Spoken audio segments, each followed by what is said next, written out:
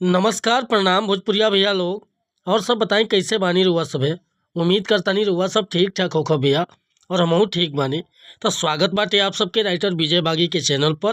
और आज उपस्थित बानी भैया रुआ सबके बीच में लेके दर्द भरा भोजपुरी बेवफाई मैटर। बहुत बढ़िया गीत के रचना के बानी और दिल से बताओ तानी भैया कि एक नया म्यूजिक बनवा के और बढ़िया तरीका से फील करके गा देतानी तो गाना एकदम ट्रेंड करी भैया। बहुत बढ़िया मैटर लिखले बानी। तो चलिए देर ना करते हुए मैटर के शुरुआत कइल जा कि कैसे गीत के गावे के बा, का एकर धुन बा, का लय बा। लेकिन वीडियो स्टार्ट कर से पहले भी एगो बात बतावल चाहब। रउआ अगर नया सिंगर बानी और सिंगिंग में इंटरेस्ट बा, अच्छा अच्छा मैटर के तलाश में भटकतानी, बढ़िया गीत नइखे मिलत, सही तुकबंदी नइखे मिलत या मन पसंद के मैटर नइखे मिलत, तो भैया अगर हमरा चैनल पर आ गइल बानी तो चैनल के सब्सक्राइब कर ली, बेल आइकन प्रेस कर ली। हर रोज रुआ के नया नया मैटर सुने के, देखे के और गावे के मिलत रही भैया। काहे कि हम हर तरह के गाना राइट करेला भैया।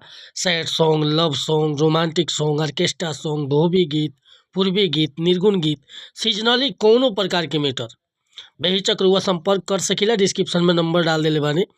कोनो भी प्रकार के मैटर लिखवाओ के होखे, चाहे नया म्यूजिक बनवाओ के होखे, बेहिचक रुआ कॉल या व्हाट्सअप कर सकतानी।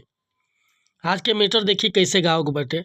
एगो लड़का के एगो लड़की छोड़ के जातिया, लड़कवा का कहता, याद रख धोखा दे के हमरा के बड़ी पछतैबू हो, बहिया के हमारा सुकून ये सोना कतही न पैबू हो। आ जब तू यार के न भइलू तो भतार के का तू होइबू हो। और जब तू यार के न भइलू तो भतार के का तू होइबू हो। तो भैया अगर हमसे गाँव में कोनो त्रुटि भइलू तो क्षमा चाहतनी। काहे कि हम राइटर बानी भैया, सिंगर ना। रउआ ये गीत के बढ़िया से बखूबी सजा के गा सकतानी।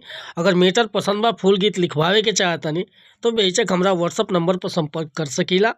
व्हाट्सअप के नंबर बाटे 8874473128। कोनो प्रकार के मैटर लिखवाओ के होखे, चाहे नया म्यूजिक बनवाओ के होखे, बेहिचक रुआ संपर्क कर सकीला। वीडियो पसंद आले तो एगो लाइक करब, कमेंट करब। आ चैनल पर पहली बार आए लोग तो चैनल के सब्सक्राइब कर ले। मिला तानी फिर से अगला वीडियो में कुछ नया गाना के साथ। तब तक अनुमति चाहतानी। नमस्कार प्रणाम धन्यवाद भैया। जय हिंद, जय भारत, जय भोजपुरी समाज।